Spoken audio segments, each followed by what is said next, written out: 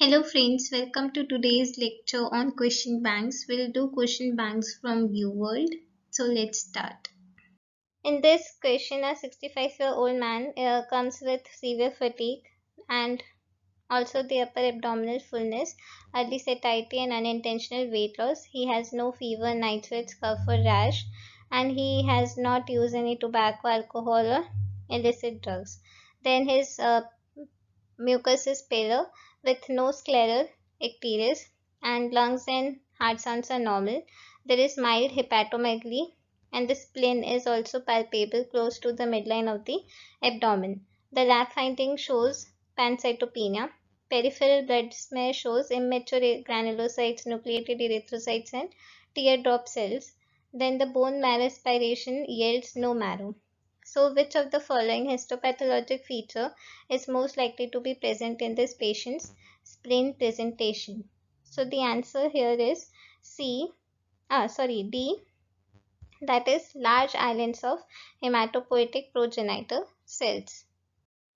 So this is the case of primary myelofibrosis. The pathogenesis behind chronic myeloproliferative disorder is associated with clonal megakaryocytes which secrete transforming growth factor beta, which stimulates the fibroblasts in the bone marrow to produce collagen, leading to bone marrow fibrosis, and the hematopoietic stem cells migrate to liver and spleen, therefore leading to extramedullary hematopoiesis.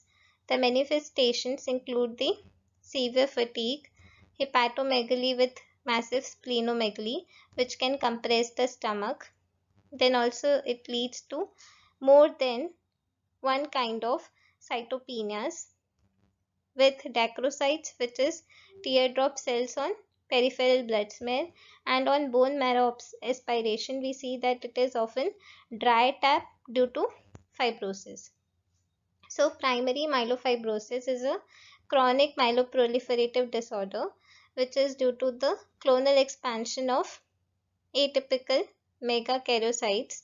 This atypical cells produce the cytokine transforming growth factor beta. This stimulates the fibroblast in the bone marrow to lay down collagen, and this lead to the bone marrow fibrosis. Now because the bone marrow becomes so fibrotic that the hematopoietic stems and progenitor cells are not being able to be there, and they then migrate out of the bone marrow and go to the spleen and liver, which are the primary sites of extramedullary hematopoiesis. The proliferation of erythroid, myeloid and megakaryocytic progenitor cells in the spleen leads to a marked expansion of the splenic red pulp, and this results in dramatic splenomegaly. Nucleated dead cells and immature granulocytes spill into the circulation and can be identified on peripheral blood smear. Dacrocytes are common due to erythrocyte membrane damage during red blood cell production in the spleen or fibrotic marrow. Because extramedullary hematopoiesis is less efficient than medullary hematopoiesis, patients typically have one or more cytopenias. The diagnosis of primary myelofibrosis requires bone marrow evaluation, which is frequently unsuccessful, that is dry tap due to fibrosis, and bone marrow biopsy generally reveals hypocellular marrow with significant fibrosis and atypical megakaryocytes. A minority of primary myelofibrosis has been linked to chemical exposures, example benzene. Other options were inappropriate because in choice A, Gaucher disease is an autosomal recessive lysosomal storage disease which is associated with hepatosplenomegaly and pancytopenia due to the accumulation of fibrils of glucocerebroside, which gives it a crumpled paper appearance within the cytoplasm of macrophages. And also the most cases are present in childhood. In addition, there is no such dry tap on bone marrow spirate and dacrocytes on peripheral smear. Thus, it was inappropriate. In choice B, acute infections of the spleen, example septic emboli from infective endocarditis, are typically associated with diffuse neutrophilic infiltrations. Follicular necrosis is also common if in the if the infection is due to the group A streptococcus. A dry tap, dacrocytes, and lack of fever make this less likely, and thus it was not appropriate. In choice C, congestive splenomegaly due to portal hypertension, example from liver cirrhosis, is associated with dilated sinusoids or fibrosis of the red pulp and hemosiderin-laden macrophages.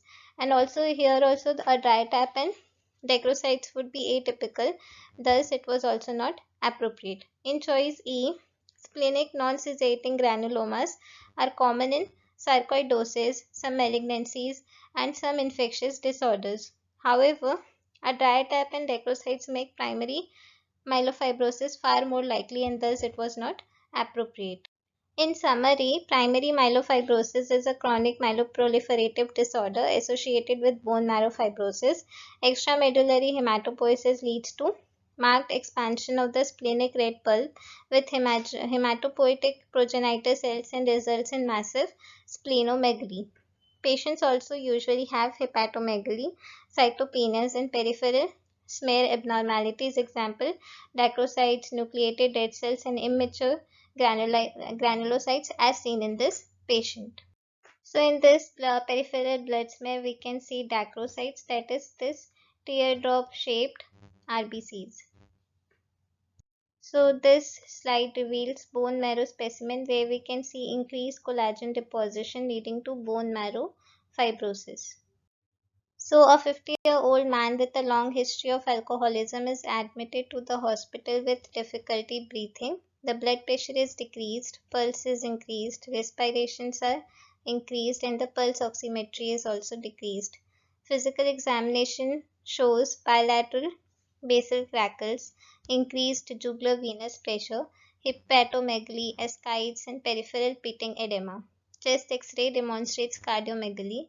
Scattered ecchymosis are present across each extremity. Lab results indicates that the platelets are low, prothrombin time is increased, and the activated partial thromboplastin time is also increased. The patient is given intramuscular vitamin K.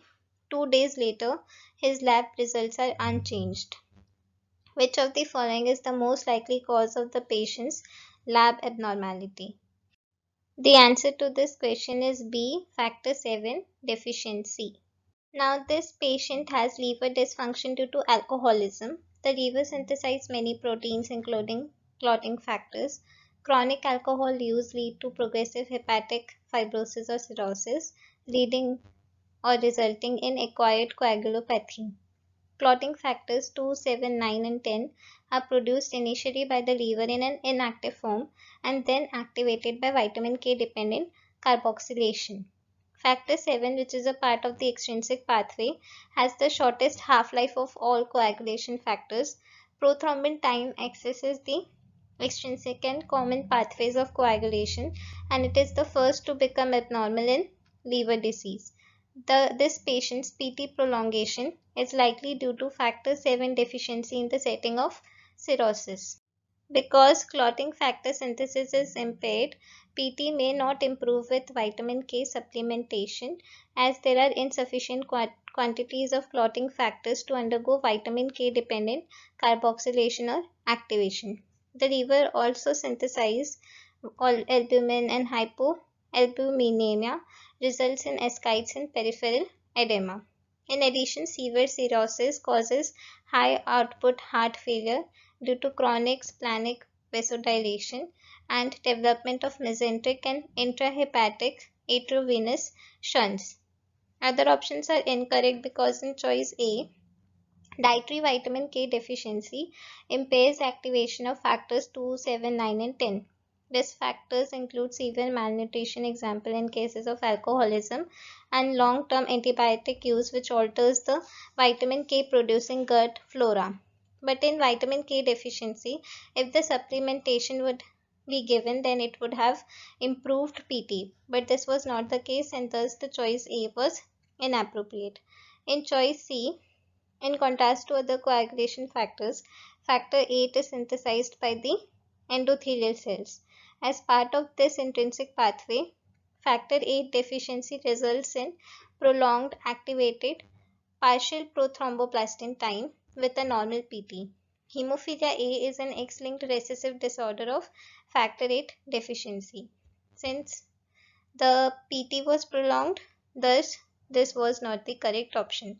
In choice D, cirrhosis is associated with intrinsic platelet dysfunction and thrombocytopenia due to decreased hepatic synthesis of thrombopoietin and increased splenic platelet sequestration secondary to hypersplenism.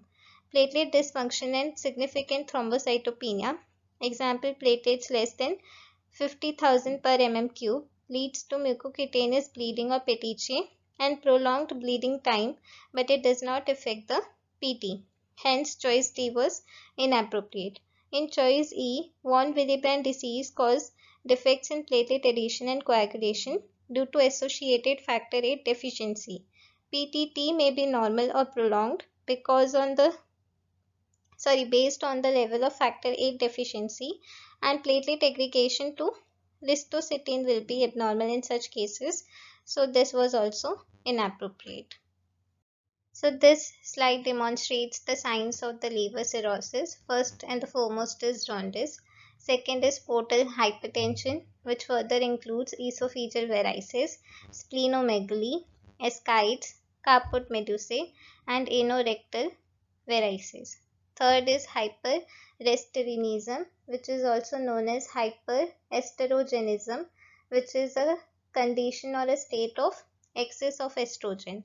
This further includes spider angiomata, gynecomastia, loss of sexual hair, testicular atrophy, and palmar erythema. Fourth sign include the hepatic synthetic dysfunction, which includes ecchymosis and edema. Inactivated vitamin K in liver is activated with the help of enzyme epoxide reductase. Further than this, activated vitamin K take place in the pathway for activation of inactive forms of factor 2, 7, 9, 10 to their active forms with the help of carboxylase, which is a vitamin K dependent carboxylation. Warfarin inhibits the vitamin K activation by inhibiting the enzyme epoxide reductase. Now in this case, a 54-year-old Caucasian male comes to the physician because of his recently been having multiple skin and respiratory infections. Temperature is 37.6 degrees Celsius, pulse 78 per minute, respirations 14 per minute, BP 138 per 80 mm Hg. Physical examination shows pale palpebral conjunctivitis, inflamed but pale nasal and oral mucosa, and a palpable spleen located 4 cm below the rib. A CBC shows a leukocyte count of 4,000, that is decreased, and leukocyte differential indicates segmented neutrophils of 40%, bands of 5%, lymphocytes 50%, monocytes 4%, eosinophils 1%, erythrocyte count of 2 million per mm³. HB of 0.9 gram per deciliter, hematocrit 9 gram per deciliter, and MCV of 85 FL with platelet count of 90,000 per mm³. A peripheral blood smear is shown. Which of the following characteristics would most likely be associated with the WBCs shown in the smear? Now the blood smear shows the hairy cell leukemia, which is positive for tartrate resistant acid phosphatase. Thus the answer to this question is B. The disease is hairy cell leukemia, which unlike most forms of leukemia is characterized by pancytopenia rather than increased number of circulating cells. The characteristic cells, which are not always obviously hairy, are positive for tartrate resistant acid phosphatase or TRAP. Note, these cells should not be confused with smudge cells, which are seen with chronic lymphocytic leukemia. This disease tends to affect middle-aged Caucasian men. Patients tend to present with frequent infections due to decreased leukocytes. Splenomegaly is present due to infiltration of red pulp by neoplastic cells. Attempts at bone marrow biopsy or aspiration results in a dry tap because of extensive bone marrow involvement and increased reticulin fibers. Flow cytometry or immunohistochemical stains should or would show neoplastic cells to be positive for B cell markers like CD19, CD20, surface IgG, kappa or lambda light chains, as well as monocyte associated antigens like CD11C and CD25. HCl usually has an indolent course. Treatment is with 2-chlorodeoxyadenosine, that is 2-CDA, or cladribine. In choice A, the Birbeck granules are associated with Langerhans cell histocytosis. These tennis racket shaped structures are seen on electron microscopy. These cells tend to infiltrate bone marrow and organs and most likely would not be present in the peripheral blood. In choice B, the elevated leukocyte alkaline phosphatase are seen in conditions with increased granulocytes such as reactive neutrophilia, polycythemia vera, and myeloid metaplasia. In contrast, CML has a decreased LAP. Philadelphia chromosome in choice C is associated with chronic myeloid leukemia and occasionally with acute lymphocytic leukemia. LAP here stands for leukocyte alkaline phosphatase. Production of Bence-Jones proteins in choice is seen with multiple myeloma. Light chains kappa or lambda are excreted into the renal tubules and can be detected on urine analysis. Patients with multiple myeloma can also be present with frequent infections. Patients can also present with bone pain or renal dysfunctions because of this Bence-Jones protein involvement. In our case, the cells in the peripheral blood smear are not plasma cells, hence it was not the appropriate answer. Some recaps for the important points is that the hairy cell leukemia is a rare chronic B cell leukemia of middle-aged men. Characteristics of hairy cell leukemia include pancytopenia, splenomegaly, and cells with cytoplasmic villi or hairs in the bone marrow, spleen, and peripheral blood. Neoplastic cells stain positive for tartrate resistant acid phosphatase or TRAP. Immunophenotype is positive for CD19, CD20, CD11C, and CD25. Treatment is with 2-chlorodeoxyadenosine or 2-CDA cladribine. Now in this question, a 31-year-old woman comes to the physician for routine examination. She is a physical education teacher. She has no history of major medical illnesses. For several months, she has had heavy menstrual periods lasting 8 hours. There is no family history of easy bruising or bleeding conditions. She denies recent infections. She occasionally takes ibuprofen for minor muscle aches. Physical examination shows mucosal petechiae and several non-palpable ecchymosis on both legs from sports-related trauma. Laboratory studies shows leukocytes counts of 5,000 per mm³, platelet count of 31,000 per mm³, and a serum creatinine of 0.8 mg per deciliter. Urine analysis is normal. A peripheral blood smear shows decreased number of platelets but normal cell morphology. Which of the following is the most underlying cause of this patient? Finding. So the answer to this question is A, antiplatelet antibodies. This is the case of idiopathic or immune thrombocytopenic purpura, ITP, which has two distinct clinical forms, acute and chronic. The acute form is commonly seen in children, particularly after an infection, and usually resolves spontaneously. The chronic form is usually seen in adults and persists for longer than 6 months. Both forms of ITP are considered an autoimmune disorder in which the antibodies form against platelet glycoproteins. Antibodies present on the platelet surface will be recognized by the reticuloendothelial system and removed via phagocytosis from the circulation, thereby causing the thrombocytopenia. Secondary thrombocytopenia can be produced by lupus, viral infections, and drugs. Only when secondary thrombocytopenia has been ruled out, there can be the diagnosis of ITP that should be made. The bone marrow would show megakaryocyte hyperplasia.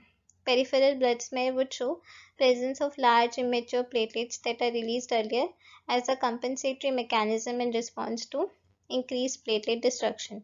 Treatment of chronic ITP includes steroids and intravenous immunoglobulin, and also the splenectomy may be considered. Defective platelet aggregation in choice B is seen with two conditions. First is Glanzmann thrombasthenia, which is an autosomal recessive disease with defective or decreased levels of glycoprotein 2B3A. Their patients have prolonged bleeding time but normal platelet number and morphology. Secondly, it's due to Bernard-Sollier syndrome, which is also an autosomal recessive disorder with deficient glycoprotein 1B. Bernard-Sollier syndrome presents with prolonged bleeding time and thrombocytopenia, but in Bernard-Sollier syndrome, it is characterized by presence of giant platelets on peripheral smear. Thus, it was not appropriate. In choice C, hypersplenism caused thrombocytopenia with an enlarged spleen traps normal platelets, that is the splenic sequestration. In the absence of other specific platelet disorders, this type of thrombocytopenia can be cured with splenectomy. Although the thrombocytopenia in ITP often improves with splenectomy, ITP does not cause splenomegaly, hence it is not the answer. In choice D, megakaryopoiesis is disturbed in any disorder that cause bone marrow failure, including the drug toxicity, leukemia, and infections. In this setting, thrombocytopenia is often part of a pancytopenia, hence it was not the correct answer. In choice E, medication effect on platelet function is seen with aspirin and NSAIDs. Aspirin irreversibly inactivates cyclooxygenase enzyme and suppress prostaglandin and thromboxane production. NSAIDs such as ibuprofen are reversible inhibitors of cyclooxygenase. These medications would not cause thrombocytopenia. Hence, it was not the correct answer. Now, the recap for important points. Idiopathic thrombocytopenic purpura or ITP is a chronic autoimmune disorder in which antibodies are produced against platelet glycoproteins. Platelet destruction and thrombocytopenia occurs due to platelet removal by the splenic reticuloendothelial system.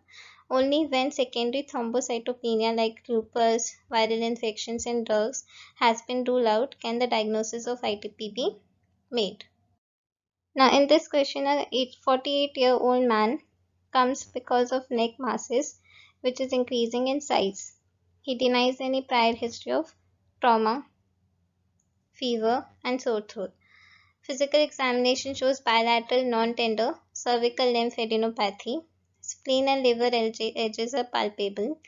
Then the biopsy of the lymph node shows that there is proliferation of the enlarged germinal follicles. Flow cytometry reveals that there is a predominant cell population that is negative for CD5 but is positive for CD10, CD19 and CD20. Which of the following abnormalities is most likely on genetic testing? So the answer to this question will be B, BCL2 activation.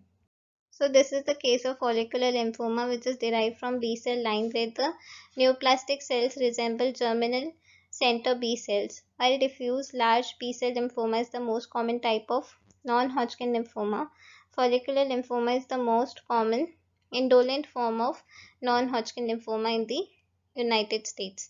Patients may present with constitutional symptoms like low-grade fever, weight loss, night sweats, and non-tender lymphadenopathy. Spleen, liver, and bone marrow may also be involved. Indolent diseases or conditions are such conditions or diseases where they cause little or no pain. In follicular lymphoma, there is a BCL2 oncogene translocated from chromosome 18 to the Ig heavy chain locus on chromosome 14. Hence, there is T14-18 translocation. The BCL2 protein is overexpressed and differs from oncogenes which promote cellular proliferation and tumor suppressor genes which inhibit cell growth, in that the BCL2 protein blocks apoptosis, leading to prolonged cell survival. Flow cytometry confirms B cell expression of CD10, CD19, CD20 and surface immunoglobulin. Unlike CLL or SLL and mantle cell lymphoma, CD5 is negative. Immunohistochemical stain shows positive staining for BCL2 within neoplastic follicles, in contrast to negative staining with reactive follicles. Treatment for symptomatic patients is chemotherapy and rituximab, which is an anti-CD20 antibody. An ABL-BCR hybrid, which is in choice A, and T922 translocation, which is in choice E, are associated with chronic myeloid leukemia and even some forms of acute lymphoblastic leukemia. The Philadelphia chromosome, involving chromosomes 9 and 22, produces an BCR-ABL hybrid fusion protein. This fusion protein possesses an oncogenic dysregulated kinase activity. Patients usually are asymptomatic but can present with constitutional symptoms and hepatosplenomegaly. c-Myc activation in choice C and T814 in choice D are associated with Burkitt lymphoma. The c-Myc oncogene on chromosome 8 is translocated to the Ig heavy chain locus on chromosome 14, which leads to cell proliferation. Other translocations associated with Burkitt lymphoma, like T822 c-Myc gene translocation with lambda light chain in 10 to 15% and T28 c-Myc gene translocation with kappa light chain, which is 1 in 5%. Now the Burkitt lymphoma is divided into three main clinical variants, which is endemic, which is African type, sporadic, which is non-African type, and immunodeficiency associated, as seen in HIV and AIDS. The sporadic and immunodeficiency types usually present with abdominal involvement. Now the few recap points include: follicular lymphoma is derived from the B cell line where the neoplastic cells resemble germinal center B cells. The 14-18 translocation is present in more than 80% of follicular lymphomas. It leads to BCL2 activation. BCL2 blocks apoptosis, leading to prolonged cell survival. Neoplastic cells express CD10, CD19, CD20 and surface immunoglobulin but not CD5. This is all for today. Thanks for watching. If you like this video, please do subscribe and share.